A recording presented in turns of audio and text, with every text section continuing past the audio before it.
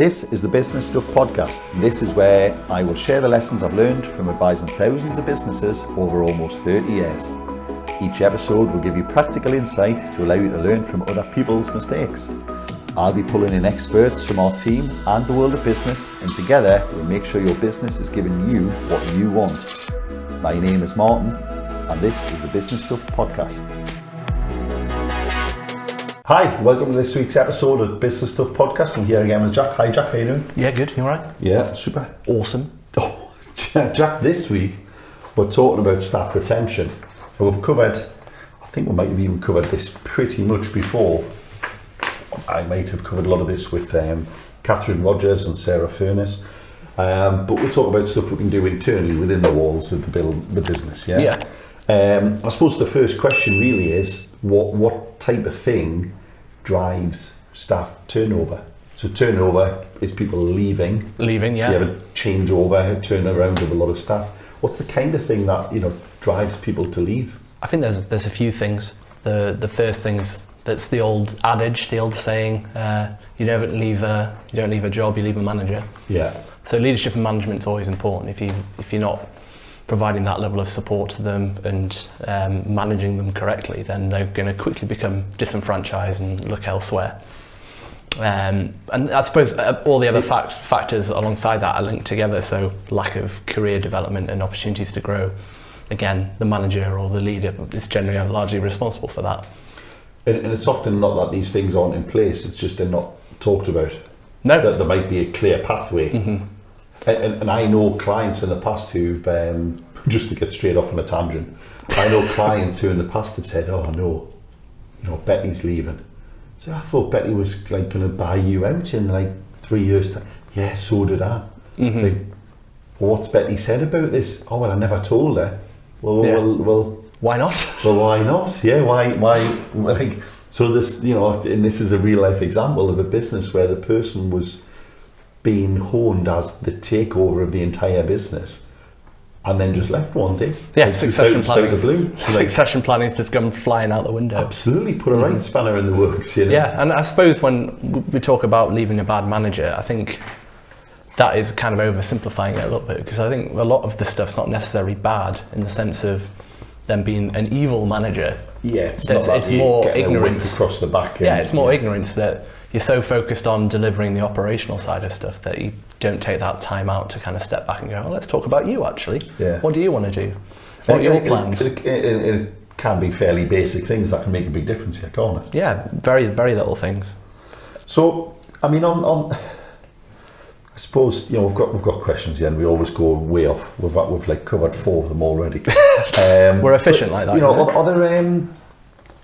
Are there things that employers can do then to create that positive workplace to ensure that doesn't happen then? Mm-hmm. And I'm sure there's hundreds, but what are the key things that are often missing in a workplace? Well, I think we touched on there, communication, open and honest communication about stuff. Yeah. Like having that succession plan in place where you turn around to Betty and go, right, in 3 years' time, this is the opportunity. Hopes for you, Betty. Yeah, this is what I think. Does that match what you think? Yeah, just letting them know that you're part of the future plans. You're thinking about them, and also encouraging them to talk about what they want from their role as well, so that you're kind of both on the same page and you can develop a plan concurrently. On a more basic level, though, because not everyone is a Betty who's going to get the keys to the empire. On a more basic level, what could people easily do to get, I suppose, to improve their staff turnover, to reduce it? Well, it's the basic one, like the hygiene factors around salary. Like if you're consistently underpaying your staff, they know what their worth is. They're going to look elsewhere. Yeah. So getting the right, because that's the thing that makes people lift their head, isn't it? Mm-hmm. If you imagine there's triggers, someone who's getting paid enough, who understands their part in the business, and who's got a good communication and a good relationship with their leader, their manager, senior, whatever you want to call it, they're not going to be lifting their head to look about, are they? No, they're not.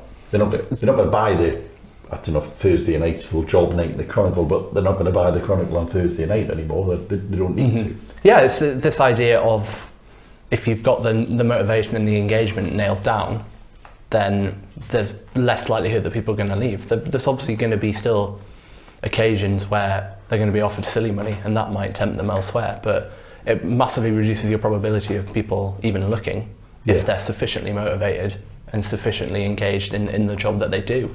How do you bridge some of these gaps then, Jack? You know, how can you improve the communication? Because it's not enough to say, well, I've spoke to someone 20 times today. It's the style of the conversation, and it's asking purposely putting time aside to have an actual conversation, not to watch the match. It's more than just chatting. It's the cadence of the chats, but it's also the quality of them as well. Yeah. Putting proper time aside, having even a proper appraisal process where everything's noted down, targets and objectives are set, and basically a plan is mapped out for them that they know exactly where they're going to be. They have that clarity going in, knowing that what their job will look like in a year's time, what the potential is for their career in the next 3 to 5 years. I mean, you're assuming what their job will look like in a year's time or 3 to 5. People often don't know what the job is today, do they? Mm-hmm. So you've got to start with a proper job description, make sure they know their role, they can perform their role, they're in the right role. It comes down to accountability as well. Like, people want to have, a lot of people, and again, we don't want to generalise this, that people want to have that complete understanding where they're being, what their responsibilities are. And similarly, as a manager, you need to be consistent. So therefore, you have to be able to hold people accountable. And you can only hold people accountable, funnily enough, if they know what they're meant to be doing. If both sides know. Yeah. So you can't start like... Why have you not done that? I didn't know I was meant to do that. No, you're like, what do you mean? And that's where a lot of confusion... I mean, we had this in a meeting this morning, didn't we? We were in a meeting where we kind of went, did we agree that? Yeah. And it's like, well, we didn't think we did. So, we're all guilty of it sometimes. Yeah. It's easier said than done, and sometimes it's just really basic stuff like that. Yeah. Mm-hmm. And that's, I don't know if we're sticking to the kind of the pre-prepared kind of script here, but the best way to do that is through a formal appraisal or an informal catch-up, but in a structured way. Yeah. So there's a consistent. So you're not just asking one of the team members, how's the team getting on? That doesn't cut it. You've got to ask each person, haven't you? And it's not the business owner hasn't got to do all this. There's a hierarchy, but someone senior has to ask their junior. Exactly, and it becomes a lot more difficult as the business grows. But consistency is so important, so that people can't turn around and go, well, I spoke to this manager and they had this conversation, they discussed this, but then I had a chat with my line manager and we just talked about the football. Yeah. And that wasn't, I didn't get any proper career development. Like football. Yeah. Yeah. And then sure enough, that's where the inequality, favouritism comes in, because suddenly we're investing more in this person than this person because this person's getting a different experience compared to the other person. It's interesting what you say there as well, though, because actually if it's all work and none of the getting to know, the familiarity type thing, then that can also be a problem, can't it? Yeah. You need to know more than just the kind of the cold statistic of performance. You need to know how someone's getting on, what is going on in their life, and those things are important to help you piece together a complete picture. It develops trust. If we go back to what the trust equation is about, intimacy, like how well you know somebody is an important factor, one of the 4 factors involved in developing a trusting relationship. So you're absolutely right. You need to know them somewhat on a personal level, and so they have that connection to you. You mentioned this idea of like favoritism and bias that can come if there isn't a consistent treatment. What types of ways are there that can help a workforce to correctly recognise good performance, and then I suppose a follow-up is, and also recognise poor performance, and then how do you take action on both of those? Because if someone's consistently delivering but you never recognise it, people need that recognition, don't they? Definitely, yeah. You can't just go, oh, Dave's solid all day long. Like, never have to speak to Dave, he just knows what he's doing. He might be the perfect model employee, but it doesn't mean Dave's happy with never getting a pat on the back, is it? Exactly, and it is one of the 9 motivators we talk about, is that recognition side of things. And everyone's motivated to different levels, but if they're highly motivated by having that recognition, then they're going to quickly get feel very devalued immediately, and then just that will start a snowballing effect where they potentially will be leaving.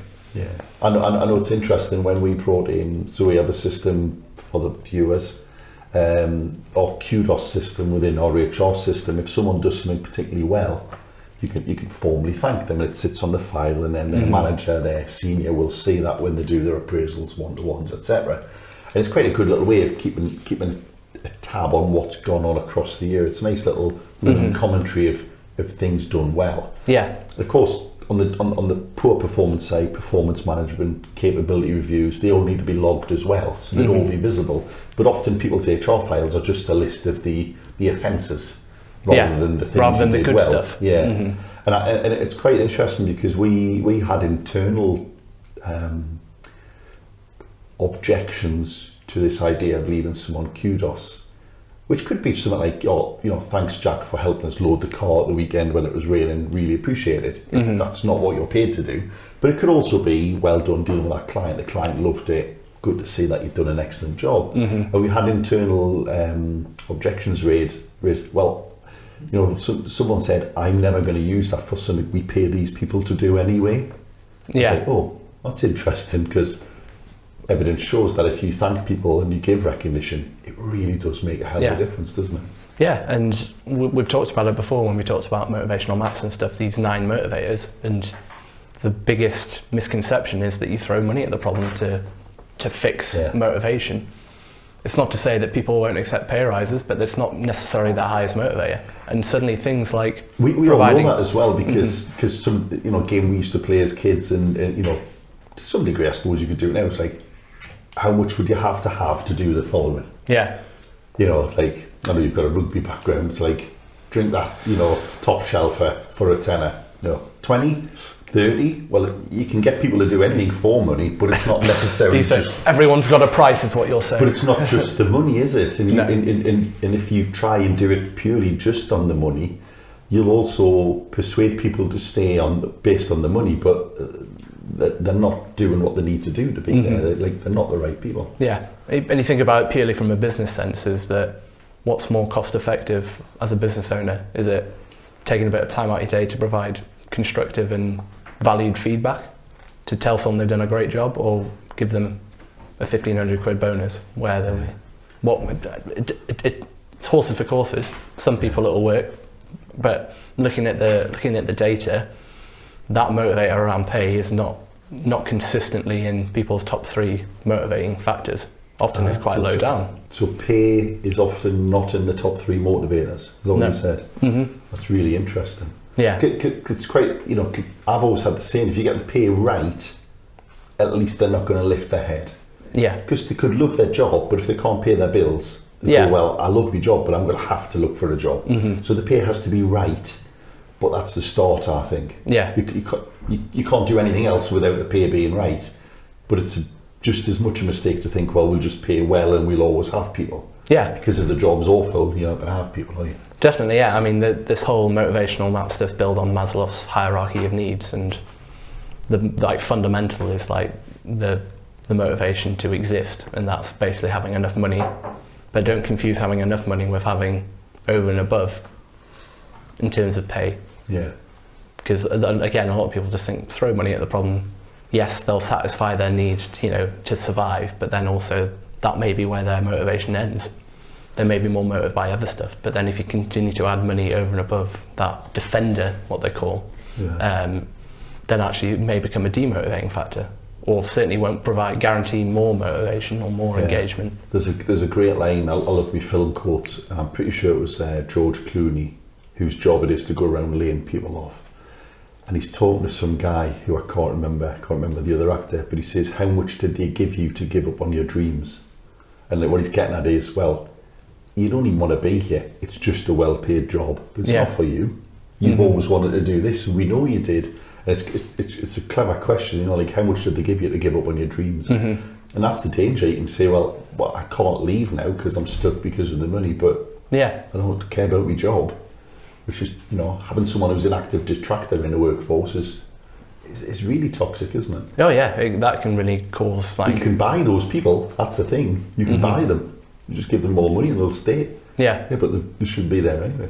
Yeah, and that's a short-termist thing, and at some point, what we find in terms of going back to the science of it behind the stats and the maths is that purpose is generally what drives people in their work. Logically that makes sense, doesn't it? Because of course it does. Yeah. You can't consistently stay in a role and continue to perform. There's also an almost infinite number of jobs. There are hundreds of thousands of variations of jobs. Even for the exact same niche job, there's often many places you can do it. And accountancy, for example, no one accountancy practice is the same, really. Yeah. Everyone's got its own unique quirks and niches. But the point is that, you can't, purpose is something that drives you fundamentally. And if you don't feel like you're making a difference, then it's very unlikely that you're going to stay around for a long time. Yeah. And then it's a question of whose responsibility is it to ensure that that purpose is met? Is it the employer? Is it the leadership team? Or is there some personal responsibility on the individual to kind of craft their role to make it to the point where they do feel like they're making a difference? I think it's quite hard though. I mean, we've internally in the past had conversations at director level or at manager level and kind of said along the lines of, well, why is it up to us to get this person to be motivated? Surely there should be a self-starter, self-motivated. But it's quite hard to get that from someone if you're in a kind of a workplace that tells everyone what to do all the time. Yeah. So you can't have both, can you? You can't say just do what you're told. Yeah. But why aren't you coming up with new ideas? Why are you not initiating or innovating new ideas? Yeah. So my mother was great at that. Like, sit still and tidy your toys up. It's like, which one? Which one? I can't reach many toys from here, But we do that all the time in workplaces. It's give contradicting advice, especially if it's different managers. But even within one manager can give 2 bits of contradictory advice and then wonder why they're not being followed. It's crazy. Again, it goes back to communication, open and honest communication. So we talk about the importance of giving recognition, having communication. It's equally just as important not to then let someone keep getting away with the wrong thing, because that is quite a demotivating factor for other people in the team, isn't it? We ignore the immediate disruption of the drop in productivity or whatever of the person who's not performing. But does the evidence bear out the fact that people leave if they feel like they're not being treated the same as others? Totally, yeah. How would you feel, for example, if you saw someone else in the team getting away with murder? If you're performing all the time and someone isn't, and you're like, why bother? Yeah, they get away with it. So it's so powerful and important about addressing that as soon as possible. Because again, if you let that continue and linger and allow it to kind of develop further, then the more toxicity it's going to spread out across the wider team. Yeah. And it's very hard to recover that at the point where it's spread beyond the original person. Yeah. And you could, I presume you could have a team of 10 with 1 or 2 active disruptors that actually cause the turnover in the rest of your team. Yeah, and I wonder how many people have left because that 1 or 2 people, doesn't have to be a manager. You could have a good manager. Well, you can't have a good manager if you've got a person who's not performing, but you could get on well with your manager. Yeah. But if you've got another team member who's just actively getting away with it, I wonder how often there is just a team where... Yeah, we've seen it with clients before where you can continually recruiting for a department and you're like, well, why is there such high staff turnover? Why is this job being empty four times in a row? Yeah, and you're like, well, who else is in the team? And then it's a question, that's when it really comes out in terms of the performance management has never been there. So even from a HR standpoint, it's not as if you can just sack this person straight away because there's no cause, because there's no documentation, there's no evidence of them not performing. No appraisal. It's quite hard if it's been like that for the last 20 years. Exactly. It's like, I'm sick of that. Oh, well, you weren't sick of it for 19 and a half years. Yeah, exactly. That's not my fault. Yeah, it becomes more and more difficult to fix it the longer you leave it. Yeah. It's like with kids, you blame the parents. The managers, they let their teams do things. It's not their team's fault. If the manager's got authority, they should use that authority to have a well-performing team, shouldn't they? Yeah, and it's difficult for managers because trying to strike up your management style, a lot of people, the natural inclination is to have the friendly, soft approach, which works when you've got that trusting environment around you where people, it's implicit that they know what they should be doing. They have clarity over their roles. But when that's not in place, and generally that's not necessarily in place, not down to disruptive behaviour, it's just ignorance. A lot of people starting in a new role, for example, don't necessarily know what they should be doing. Yeah. So they naturally need more supervision. But if you're trusting them to just get on with it. If you haven't got clear systems and processes, where they're going to learn them from. Yeah. So then there's resentment coming from there, because they're like... Nobody likes to be lost, do they? Yeah.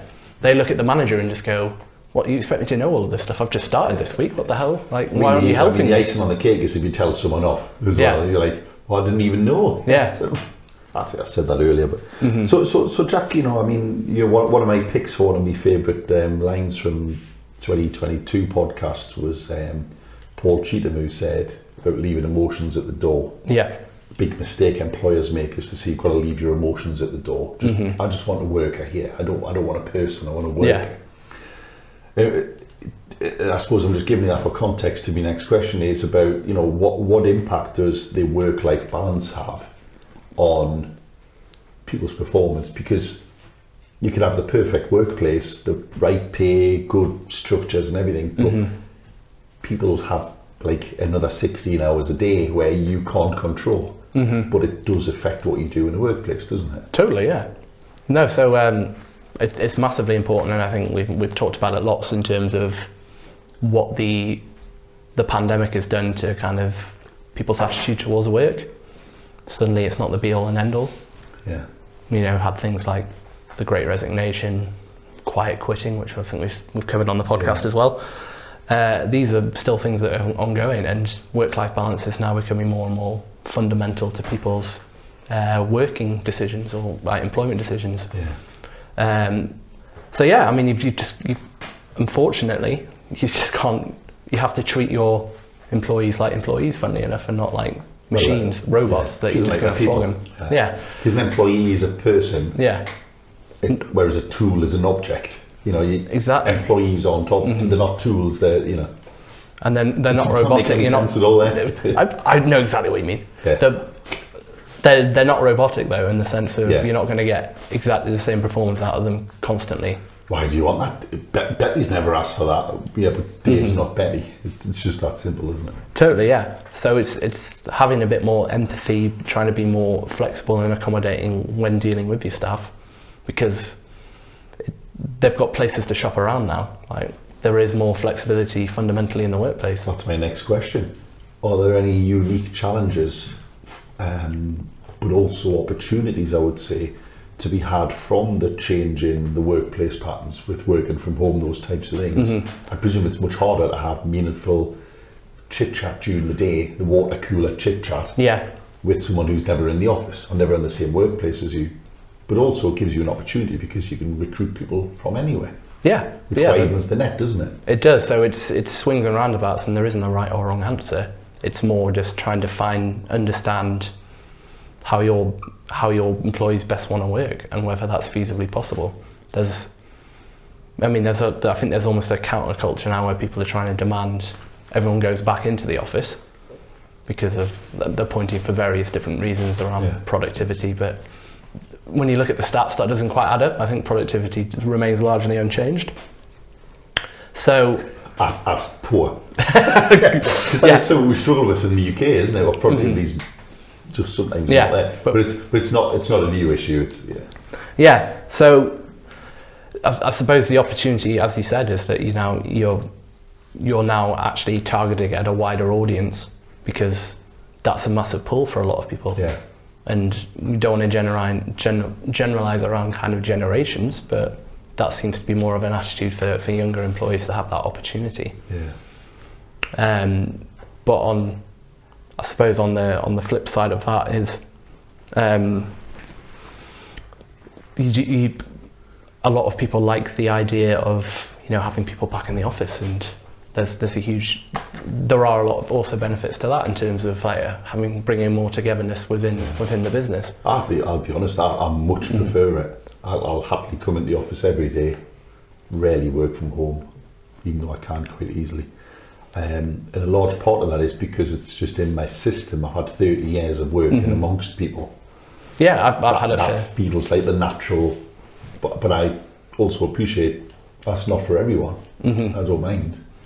Yeah, and it's a strange one, because ironically, when we working from home full time, I found it harder to have a work-life balance. When reality, like normality would sort of dictate that you were able to flip between the two a lot more easily, because you could just log off and be like, right, I'm at home now. But actually, I just close your laptop, put it on the side, and you go, oh, well, I'm home. But yeah, you haven't had that disconnect, have you? Yeah, that's the exact thing. Is that I'm sure some people manage it. To be fair, I spoke to someone once, Jack, because my commute isn't that long, but it's just long enough that when I leave here, put me backpack on and walk home, when I get there, I know I'm somewhere else. And realise how that sounds. I'm not stupid. I know I'm somewhere else. But I think it's a long enough transition. That's probably the better way to put it. But I spoke to someone who worked from home there, and I said, but how do you manage that? Do you have that? And they said, I just go for a walk when I'm finished. I literally will just walk around the block. So I leave work and go home, even though they're the same place. I was like, that's a really good idea, actually. Yeah. Just put that 5 minutes, 10 minutes walk around the block. You can get the paper, get in the middle, pick the dinner up, whatever it is you're doing, but make there be a transition. And I really like that idea. That's interesting, because I suppose that's where I was falling down, was like I was seeing that as now I haven't got a 15-minute drive or a 10-minute cycle to get home. They realised there was a benefit to that transition, So, but I was using that as like, that means I can work an extra 15 minutes. But then you suddenly like go down a rabbit hole, and next thing you know, you've been doing like another 2 hours worth of work, and you're knackered. And at that point, you can't be bothered to go outside. Yeah, but also you've shot yourself, because the saying a change is as good as a rest. I'm sure you've heard that. And just doing something different is even if it's just I can go home and I can do something like manual labour for a couple of hours, and I still feel relaxed from work, even though I'm physically tired. I mean, that's a question to pick on. What manual labour are you doing? I cut the grass by hand. I don't know but it's I've seen the size of your lawn. The lawn's a sore subject at the moment. I don't want to talk about the lawn. But so yeah, it's an interesting kind of idea that the change is as good as a rest. But if the only change is you were sitting on the sofa in your sitting room with the laptop open and then you've closed it, I don't think that's as big enough change. So then you've got the danger that the whole time feels like you're just at work. Yeah. Or just you're at home. Just at home. And you're just phoning it in. Well, you're neither one of the, or you're both, but you can't be. You've got to be either at work or not, I think. Yeah. There's also an element of control, again, like linked to this is the whole wellness stuff and mental health, etc. And arguably you can have more control over that when people are in the office. You can physically see them. Yeah. You get to, which comes back to the retention. You might not spot. So that's a weakness of the home worker. Is anyone can smile on Teams for 10 minutes. Yeah. But it's a lot harder to fake it 7.5 hours in an office. You can't fake happiness all day, every day. You would pick. And to be fair, over my lifetime in Robson Laidler, I have had occasions where you spot things and you kind of go, actually, there's something not right there. There's something off. And it might be something that doesn't necessarily show itself in the productivity measure. They might still be doing their job, but you can tell there's something else. Yeah. Which could be a work thing or a home thing, but it doesn't matter. It's still something that affects the person who you have a responsibility over, I think. Yeah, and arguably if it gets to the point where their productivity has been affected, then it's too late, really. Yeah. Like in terms of where they sit on... You pick it up in the stats, but you could have caught it earlier. And I think you can do that remotely, mind you. To be fair, there are people who've never worked. They were never in person prior to the pandemic, but I think you've got to work at that. You've got to be careful. Yeah, and it's even... We've done some kind of internal mental health training stuff, and a lot of it comes down to persistence and just asking the right questions. Yeah. And asking those questions multiple times. It's the classic, how are you? I'm fine. No. Yeah, I'm all right. But how are you though? Yeah. My grass needs cut. Are you just trying to plug it? Do you need a gardener or something? No, I'm annoyed, Jack, because we've lived in this house for 7 years now, and I've never had to cut the grass, which sounds weird. We've cut 2 big trees down in the front garden that were clearly blocking all of the light. Right. And now I've had to cut the grass twice already this year. This year? Oh my God. And I'm not happy. To the point where I literally got rid of my grass cutter. I'm not exaggerating that. I didn't need So you've one. got a pair of scissors now? So now I've now, my neighbour was kind enough to let me use their grass cutter till I get sorted. So just to finish then, Jack, I mean, what are the warning signs that someone may about to leave? Because they don't, carry the Thursday Night Chronicle in. That's a Northeast reference, by the way. It had the job section in on Thursday. Or they turn up in a suit, straight from an interview. Got a suit on after a dental appointment. But you might not spot those things. So what are the factors, or just like warning signs for employers or leaders or managers? But I suppose it fundamentally starts from understanding them, what they're like on a normal day. And when they veer away from that, that's a clear and obvious sign. That you won't spot a change if you don't know what the base is. Yeah. And though we said productivity is probably a metric that may be a bit too late, sometimes it may be the first thing that shows. If you know somebody like absolutely smashes their work, always delivers to a deadline, if that starts to slip, you kind of go, right, okay, what's happening here? Yeah. And again, it's just their overall demeanour in terms of what they're normally like. They normally sunshine and light, fantastic sunny disposition, and then they come in the next day and they're not so happy. Or they're shouting at people and they never normally do, or they stop going for the Friday night catch up at the pub, or they've dropped out of the work footy team. Changes in behaviour, or what you're aiming to catch here, aren't you? Yeah, absolutely. Which goes back to you have to know them. Yeah, it's the intimacy again. Yeah, and it just comes from having those conversations, those well structured, regular conversations around where they are and where they want to be. You mentioned ages ago, and I meant to get this question out, but actually I think it fits in quite well here as well. There was a point where you said, well, what's the easiest option, giving someone a 1,500 quid pay rise or having regular discussions? And if you haven't got 1,500 quid to give, you probably go, well, yeah, I'll have those free discussions, that's great. But they're often uncomfortable discussions, aren't they? Yeah. Because that kind of British reserve gets in the way, doesn't it? How you doing, Jack? Yeah, I'm all right. Yeah, but how are you really doing? Yeah, I'm really all right. No, but are you all right? Yeah, I'm all right. And you're not. It doesn't matter what you do, you're not going to get there. Because that's that. Because you don't want to admit you're not all right, and I don't want to ask you in the first place. Is there like a double layer of discomfort there in having these? Definitely, yeah. Because you're having that conversation for a reason. Because you're going, well, the real reason why I want to say is because your performance has been in the toilet for the past 3 months. Because if you're actually all right, and you're sure there's no reason why your work is poor, that's just because you don't care then. Yeah. So like. In which case, then this turns into from a friendly chat into and it's like, well, also you just don't care about your job anymore. So. And I wonder how many times there's actually been people in that position and just go, well, I can't tell them that, or almost the worker doesn't even know that is the issue. Yeah, that is the case. Created feelings, are we often? No, and again, we project probably quite a lot onto things like, they're deliberately doing something, like managers think they're deliberately like doing this wrong or deliberately not doing their job properly. A lot of cases, it's just a blind spot which just needs to be brought up, and it's how you bring that up. And again, I think you can almost lean into that when you go, oh, you all right? Yeah, fine. And then you go like, it's just to realise that this, there's been a noticeable open the drop. Door, put the hand out. Give them something to grab on. Yeah, there's a noticeable drop in your performance. Is everything okay? Because this isn't normally what you like.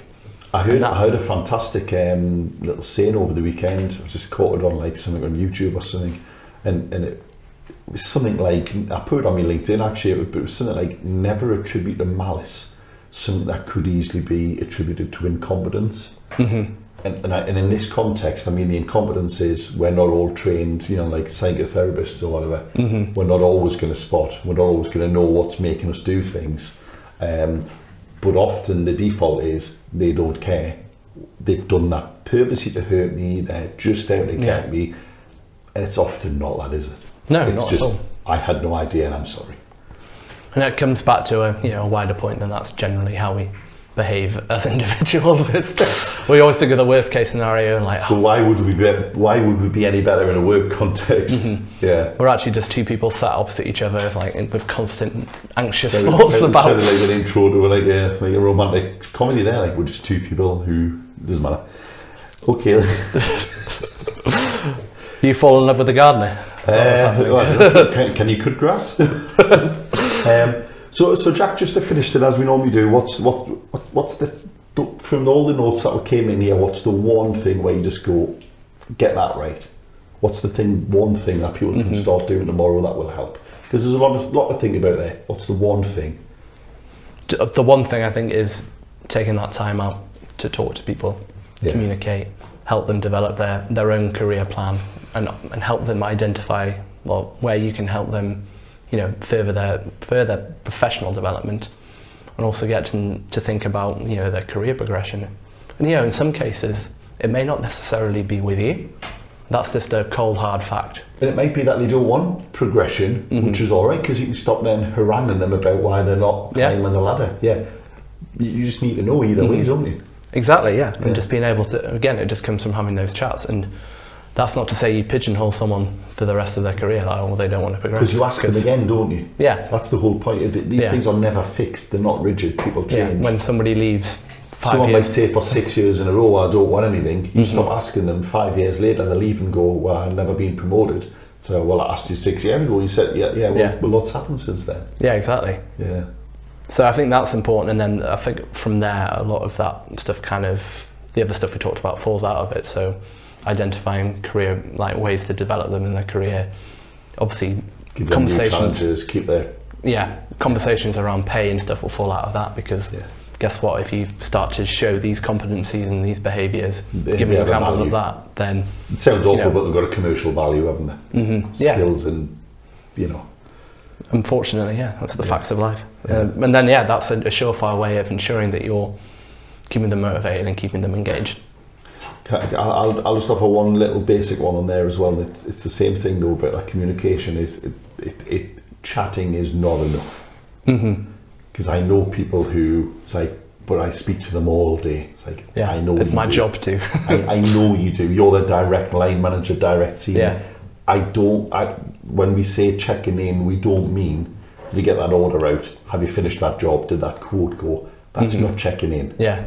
It's purposely taking time out to have a chat, not about work, but about work, if that makes sense, isn't it? Yeah, absolutely.